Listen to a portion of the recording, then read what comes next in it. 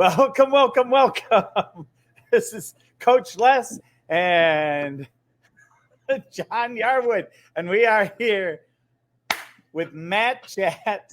And I'm laughing because of the wiggling that was going on to the music. So dance to the intro. That's the intro, and we are geared up for tonight. We wanted to do it on a different night just to play around. But we'll be back on Thursdays when it happens. And I see we've already got 3 people that are interested. So just to let you know, you can drop comments depending on where you're coming in from. If you're coming in, you could type right in, and I believe it will show up in our comments. We'll see. And with that, tonight, we are looking at dedication, which is essential in martial arts. It forms the backbone of a practitioner's progress, skill development, and character development. So we're going to talk about 10 parts of dedication to really create an interest. And as you probably saw as you came in to whichever viewing site you're looking at, you'll see that our goal in these StreamYard videos is to share with people and create an understanding of what's possible outside the studio. We all know what it looks like inside a studio. Most of us have seen it on TV. We've driven past a studio and we look and see people in their robes and belts and colors and kicking things and, hitting each other if they're, sparring. There's more to it than that. And that's what we're here to expand on and expound on, which I believe is more important as a coach. This is the most important piece.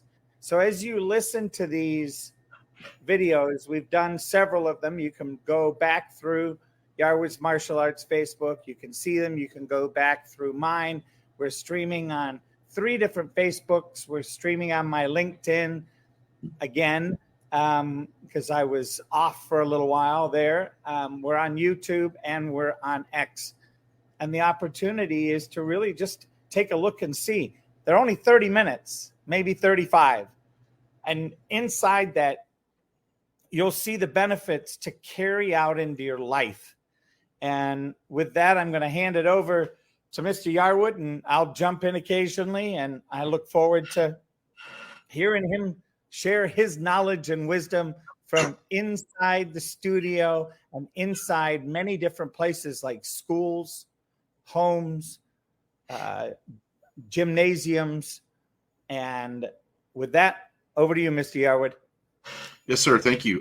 So just kind of touching a little bit on what you were talking about with the importance of everything else that we do outside, what I say outside the dojo or beyond the mats. All of our training, obviously we do physical training. We learn how to do kicks, punches, blocks, all the things that, martial artists do. And everybody knows about that. But I think what gets lost a lot is what I really teach. And that's life skills. And to me, it's the most important aspect of what we do, being able to help these students to not only grow in their physical capabilities, but in their life. When they go to school, when they're home, they only spend a couple hours a week with me.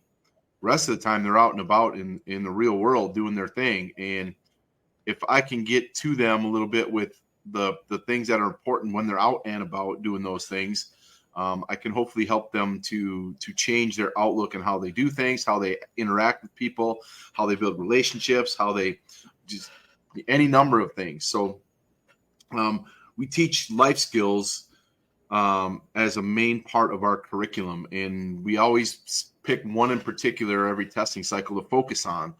And this cycle, we're working on dedication. Dedication, some of the kids don't really understand when I say, what is dedication? they don't really quite get it, right? They think it's like, just working hard at doing something. Like, well, yeah, kind of, that's part of it. But when you're dedicated to something, it's something that has some meaning to you, some value, something you're going to focus your energy and time on. You're going to spend, a lot more of your free time working on whatever it is that you're dedicated to. It takes some extra energy, some extra focus. But usually it's something that you probably truly enjoy and really get a lot out of and put a lot into. So when we talk about dedication in the martial arts, one of the things first we talk about is mastering our skills. Now, mastering skills I think it's a big vague term. When I say mastering skills for our students, it's improving upon where they are in their level, right? So if we get a kid who comes in, he maybe isn't very physically talented, maybe he struggles a little bit with coordination or whatever. Our goal is to help him to be able to improve upon, say, his front kick that he struggles with, right? And we talk to him about what it takes to get that front kick to where he wants it to be. So when he does it, people look at it and go, wow, that was really nice. That was a good front kick. So we talked to him about dedicating some time to it outside of the dojo, doing some practice, right? Going home and building a schedule around at home for when it is that you're gonna actually train, and put your uniform on and pull up the videos and start practicing. So you're repeating over and over again the kicks and strikes and blocks that you're learning and refining those skills to make them better. So when you do come back into the dojo, they look better, and the instructors go, wow, you've been practicing, haven't you? We can tell, right? We see that you're dedicating yourself to learning how to get better at doing these moves, at working at Taekwondo. But not only that, it messes with their brain. They start to realize that, wow, if I put work into something, if I spend time doing something, I'm going to get better at it. And then we could take that knowledge that they just learned about practicing their skills when it comes to Taekwondo and say, well, what if you did that at school? What if you took some time at home and dedicated it to studying a little bit more, even if you don't have homework? Take 15 to 20 minutes out of your day and study one of your classes. You think your grades would improve? You think you might get smarter? I mean, there's so many applications to it that we can take from it that have nothing to do with Taekwondo. Dedicating themselves to doing all these other things, they start to realize that taking a little bit of more effort and time and focus into something is going to make them that much better at something. It's really great. I think the first two steps, so I'll kind of play the part of reading the outline. The first one is progress and skill mastery. Martial arts techniques require continuous repetition and refinement to master. Dedication ensures that students commit to regular practice, steadily advancing through increasingly complex movements and techniques over time, which, as you just heard, one of that things is it builds, this is number 2, but it builds physical and mental strength. People often wonder about brains. Brains are designed like a muscle.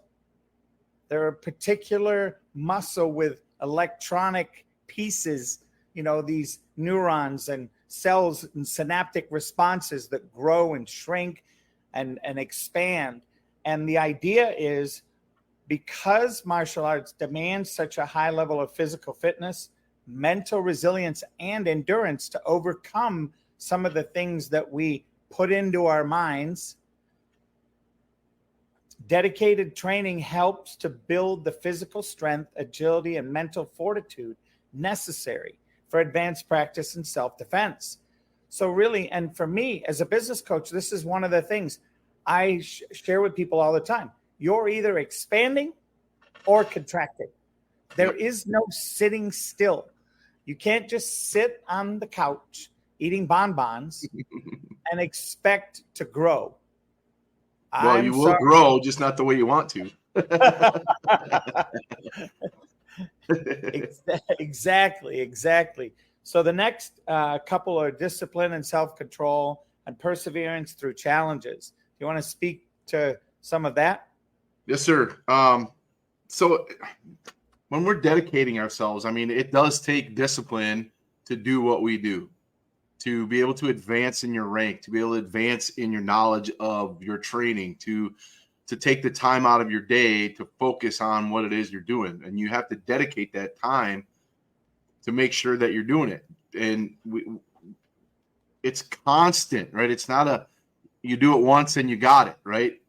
You know, the world champions don't win and then just stop, and then win and then stop. They're always training, always practicing, always improving. They've dedicated themselves to that sport or whatever it is that they're doing to make it so, you know, they were once a world champion. Yeah, great. Now what, right? What's next? Like, you just got to keep going. If you stop, you won't be world champion again, right? If you stop doing what you did to get there in the first place, it ain't going to happen. So you have to have that discipline, the self-control to be able to say, okay, I can go hang out with my friends. I can train. If I train, I get better and I can become world champ. If I hang out with my friends, all the people that are in my ring that I train or that I compete against are moving forward and I'm not. So if I stop dedicating myself to what I'm doing, I don't have the self-control to make the decision to do the right thing, I'm going to fall behind. And that happens in everything that you do. You know, if you're in school and you stop doing the work that you're supposed to do, your grades start to go, right?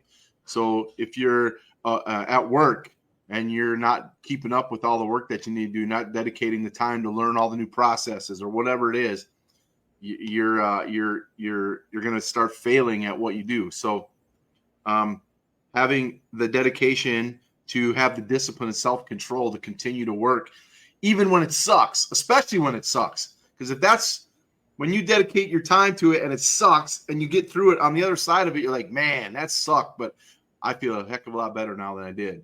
What's that say? New recommended black belts. New recommended black belts asked me about the discipline that I put into my black belt journey. They were surprised with the choices I made to foster my skill set, going to extra classes, waking up in the morning and practicing my forms, and strength training. It is important to set aside and commit time to your practice to become a black belt. It was written by Denise. Yes, ma'am. She just earned her black belt. She just did it. Yep. She busted her butt to get where she was. She worked a lot. We did a lot of private lessons. She did private lessons with me, private lessons with Mr. James. She was working. She was always in class helping out, doing that. She earned that black belt. And not only did she do that, she set an example for everybody else in that school because they all recognized what she was doing. And they're like, man, she works hard. And, you know, she's leading the way. And it's an awesome thing as an adult to be looked up to by the rest of the kids in your kids, not just adults, but kids saying, wow, she really worked hard to get that. Setting that example is an amazing thing. Dedicating yourself to that, to making that decision to say, this is my goal. This is what I'm going to do. And I'm going to take the time and effort it takes to earn that belt. And then she just wrote a second thing. It's important to understand what the word "my," when she said my forms and strength training and her choices, you know, it is an individual journey. It is yours, no one else's. You share your journey with others who share their journey. Yep. And I think, you know, one of the things, you know, I can tell one on myself as being part of this. You know, I started my journey a couple of years ago now, about a year and a half ago, with Mr. Yarwood. And, you know, what I ran into was a year ago this month, I got injured, which took me out for a little while. And I allowed that to impede my training. You know, it kind of put me on the bench for a while. As I healed and came out of it, I allowed work to continue to interrupt, to continue to take my time. And then we went into the busy season with selling ice cream. And it became, you a second and a third thing for me to do. And whereas, Mrs. Denise put her priorities on this goal, I allowed my injury and allowed my own health and well-being and work and stuff. I had to make choices. We all have to make choices. In that time, I chose, some would say, well, it seems like you chose the wrong choices because now you're out of shape. Maybe the choices were the choices I made. I'm not going to beat myself up about it. I'm not going to say I wasn't dedicated, because I've definitely been dedicated to my business and to my new businesses, the ice cream shops. And they took a little more time. We went through some growth and pains and struggles. And I look at that as, it's just one of those things where we can move those priorities across. And I've now, set up a plan with Mr. Yarwood, much like Mrs. Denise did, to take private lesson. And I'm back in last week, and to share, it means going back to the beginning. I had to go back to the first form, and I spent an hour doing the first form over and over and over. And I didn't stop until I did it 5 times in a row without making a mistake. Because I know that that it's there. I know that it's in me. Now, yes, did I suffer for a couple days afterwards? Of course I did. That's to be expected. But I'll be back there tomorrow, and I will continue to step it up and step my game up. Part of the problem, I think, for me, and this happens to a lot of people, is they dive into something and they say, I'm going to do everything. And they set other things aside and they lose their integrity with other things. Coming in and doing it with a level of integrity that works with family, with your like before you did Taekwondo commitments, and then figuring out a new way to schedule things with integrity. That's the name of the game. That's what I'm up to now. And Mr. Yarwood's my coach in that matter. So here we are. Once again, important to understand what the word "my" means in practicing and goal achievement. Mrs. Denise put it really well. It's an individual journey. I don't have to compare myself to Mrs. Denise or to anybody, right? It's my journey. I deal with my stuff and I share my journey. That's why I'm here. And the idea here is when we do these meetings and these videos is for you to see the humanity that both myself and Mr. Yarwood have experienced in martial arts. I can look and say, I started martial arts before Mr. Yarwood did years ago. So many years ago, it'll tell you my age. I started in my early 20s, right? And once again, I jumped in and I allowed circumstances to take me out. So here it is. Welcome to the game and welcome to the creating a world of dedication. Over to you, Mr. Yarwood, and thank you, Mrs. I don't normally talk about me personally, but within the last, I want to say it's got to be the last year and a half. I was at Worlds in 2023, in July of 2023, and I went to our organization's master's ceremony. And as a 5th degree, I have to train for 5 years in my rank before I'm eligible to test for 6th degree. But once I test for 6th degree, I can spend a year, the following year, in training to become what's called a master. And once you become a master, it's like this. It's the ultimate in dedication. It's short for master instructor, right? So when I become a master, that to me is a huge responsibility, right? And it's my personal dedication that I made at Worlds that year. I was watching these these new masters walk across that stage and be dubbed master by our grandmaster. And it was just like, holy cow, that's only 4 years away from me, right? It's a lot closer to master than I am to when I was a white belt. And all those thoughts and ideas started running through my head like, oh my gosh, what do I got to do to get to that level? What are these things I need to take care of? Because up until then, I hadn't really been paying attention. I'd been doing my stuff and doing whatever, but I've been more focused on my school and my students that I kind of put myself on the back burner when it came to that. So it was July of 2023, I rededicated myself to the goal that I had set a couple years back to become a master. So now here we are a year and a half later. I've completed 4 out of 6 midterms that I need to complete. I have another one coming up here in a couple weeks. I need one more. And then all of my list of things I need to do to test for 6th degree are slowly being checked off, right? But I've realized that I need to listen to myself and what I talk to my students about and make sure that I'm doing those things and leading that way and dedicating myself not only to them and to my school, but to myself. Because if I stop doing my stuff, then the rest of everything else is going to suffer.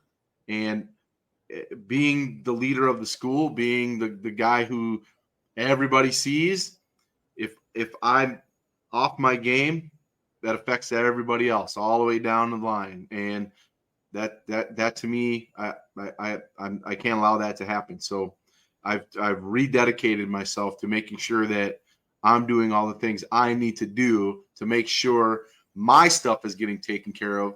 And then that transfers into doing the rest of it for everybody else. Oof. And, I don't, just to let everybody know, we're not going to get through all 10 of these tonight. We're going to end up talking about 5 of them. And then we'll come back this coming Thursday and we'll talk more about the remainder. And I think what there is, what I really want to share here is this piece about respecting the art and tradition. What you just heard from Mr. Yarwood is that respect that he's given to that 5th degree and looking to see what is possible. And also, this is the key thing. And the best way that I can present this conversation to people is to say this.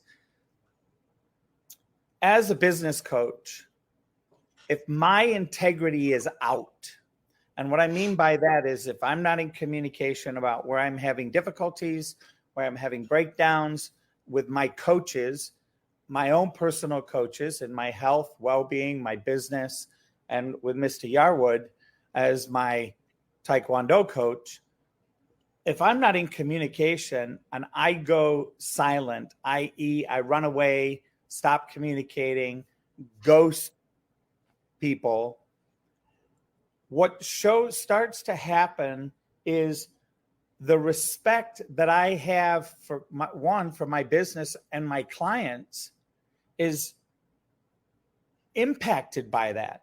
Why? Because they have looked to me and hired me and looked to me as much like Mr. Yarwood shared about Mrs. Denise, about all the people in the studio that have seen her go through her training, the respect that she's earned, the trust that she's earned, all of that is the same thing I have in my business coaching, right? And without that, if we don't have that, if we're not willing to step up our game, we're going to have a problem. And that problem then passes through to the people that we are training. And it's such a hard thing to teach or coach people that this is imperative. Practicing what you preach. I'm not saying you have to be perfect by any means. What I'm suggesting is that you be responsible for the game, for the commitments, for what you've spoken, and respect for the art and tradition.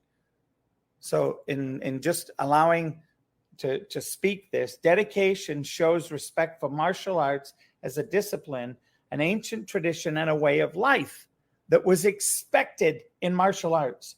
By committing fully, practitioners honor the values, history, and techniques passed down through generations, preserving the integrity of the art, which, as we're sharing with you every week, has a tremendous amount of impact in other areas of your life. And that's what me being here, that's what I want you to take away from this. Those of you that are listening, that's what I see. I see it in business. I see it in life. I see it in faith. I see it in school. I see it in relationships. I see it in health. I see it in wealth, not just monetary wealth, but wealth of all those other categories. So with that, I'm going to pass it over to you to kind of wrap it up and talk about any of these first 5 things, Mr. Yarwood.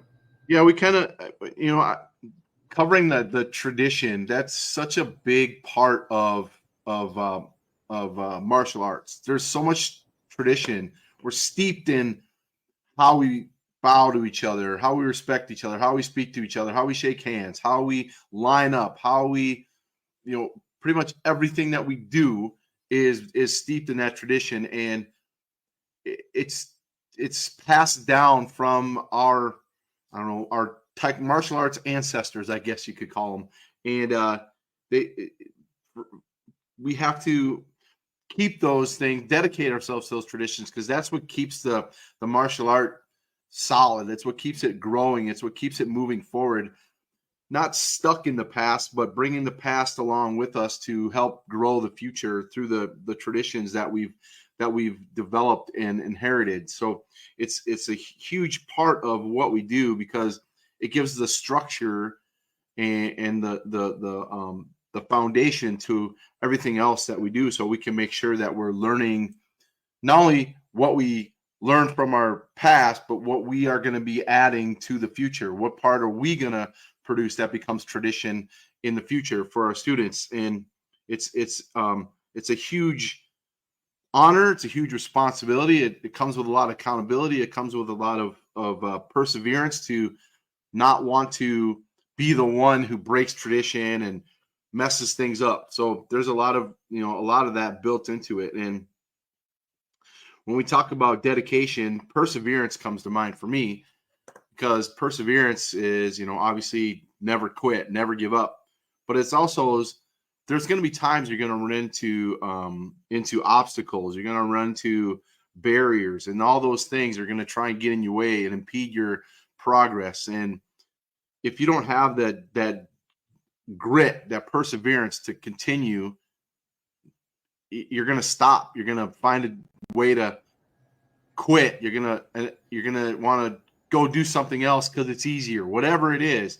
And if you don't dedicate yourself to it, the perseverance is going to be, it's not going to exist. You're going to it's too easy to just not do it. Oh, I don't feel like it.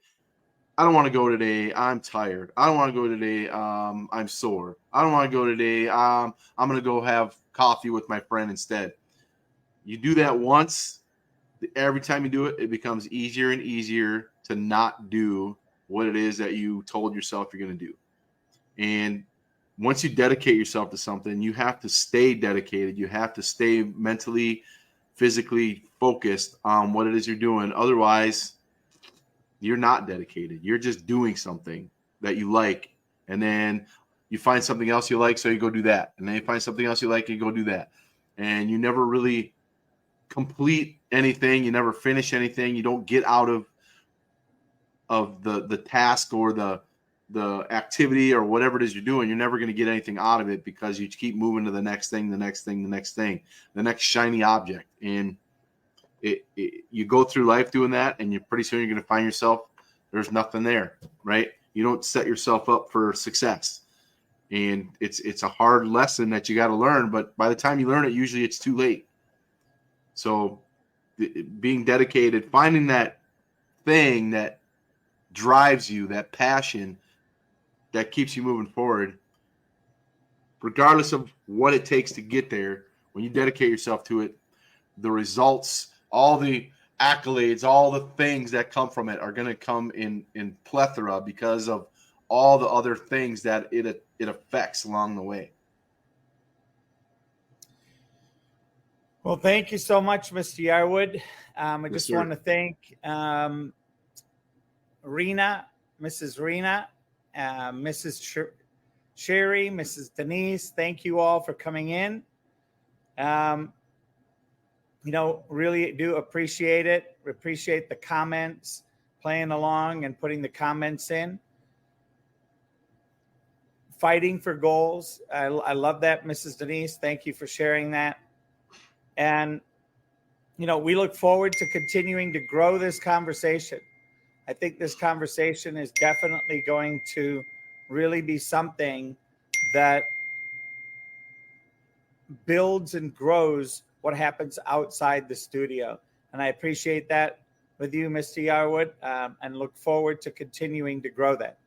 Yes, sir. And with that, we'll sign off for tonight. Here we go. See you later. See ya.